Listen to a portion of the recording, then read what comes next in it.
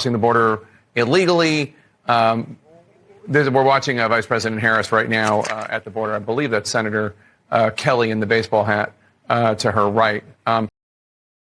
In my entire life of working on this issue, I never, in my worst nightmare, could imagine a day when I would be sitting here talking to you about a government releasing 425,000 convicted criminal aliens into the country, including 13,000 homicide cases and 15,000 in any other government in any other country. It would sink that government.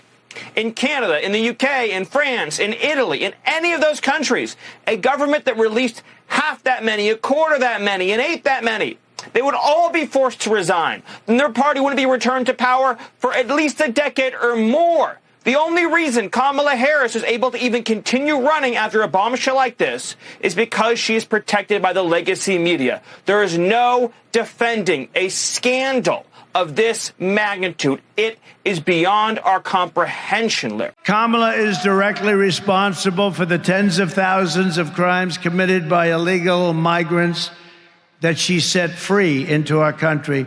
They didn't ask for a name. They didn't ask for a registration number. And many of them don't even have names or registration numbers. They just pour into our country.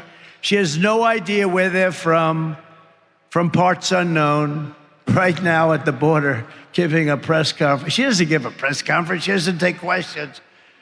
She'll make a little statement and then run away. She delivered these horrors. She unleashed these atrocities. But on November 5th, Kamala Harris will be held accountable for these crimes. She will be sent back to California. And we will close the border. We will stop the invasion. We will begin the largest deportation operation in American history. And we have no choice but to vote. Have no choice. Okay. Do you have any plans to visit the border? At some point, we are going to the border. We've been to the border. So this whole thing about the border, we've been to the border. We've been to the border. You haven't been to the border. And I haven't been to Europe. And I don't understand the point that you're making. He says there's a lack of urgency in Washington on this issue. Does your administration bear responsibility for that? It is no secret for anyone that we have a broken immigration system, and it needs to be fixed. And it would be great if we could get some bipartisan consensus to do just that. And I think it's a tragedy that there are certain so-called leaders who are playing politics with this issue.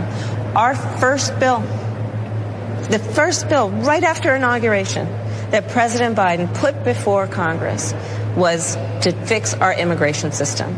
Do you think that they've taken it up? No.